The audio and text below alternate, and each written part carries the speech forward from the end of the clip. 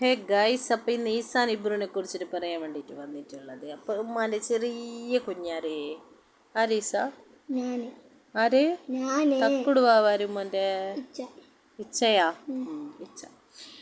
അങ്ങനെ ഈസാൻ ഇബ്രുവിനെ കുറിച്ച് പറയാൻ വെച്ചാൽ ഈസ എന്ന് പറയുമ്പോൾ ഈസാനൊക്കെ കൂട്ടിയെങ്കിലേ ഈസ ഭയങ്കര പാവക്കുഞ്ഞി, നല്ല മോനെ. പക്ഷേ അവന് കുരുത്തക്കെടാക്കാൻ തുടങ്ങിയെങ്കിലേ അപ്പോൾ അവനെ മറിച്ചിട്ട് വെക്കുമെന്ന് പറയുന്നില്ലേ. അയില പോണ്ടാന്ന് തന്നെ പറഞ്ഞു മോനെ, അയില തന്നെ പോകും. അയില പോണ്ട മോനെ, അയില ബാ എന്ന് പറയും. മോനെ അയില തന്നെ പോകും, അങ്ങനത്തെ ഒരു.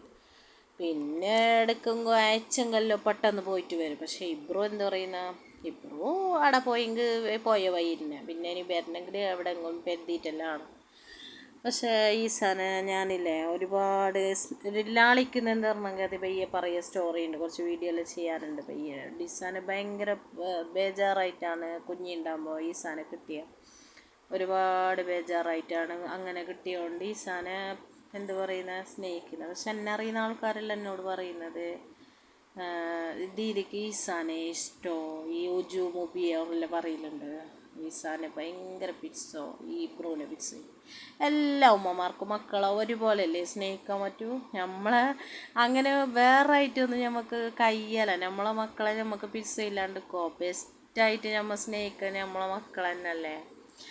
അങ്ങനെ പിന്നെ ഹട്ടനീന്ന് വെച്ചാൽ ഓരോരോ സ്നേഹം കണ്ടാലും മതി, ഓരോരോ സമയത്ത് ഓരോ തല്ല് കണ്ടാലും മതി എന്ന് പറയുന്നില്ലേ.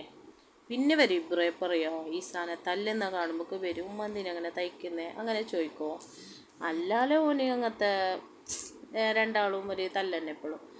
പിന്നെ എന്താ പറയുന്നത്, അവരെ കുറിച്ചിട്ട് വേറെ വീഡിയോ ചെയ്യാം ഇൻഷാ അല്ലാ. Okay bye.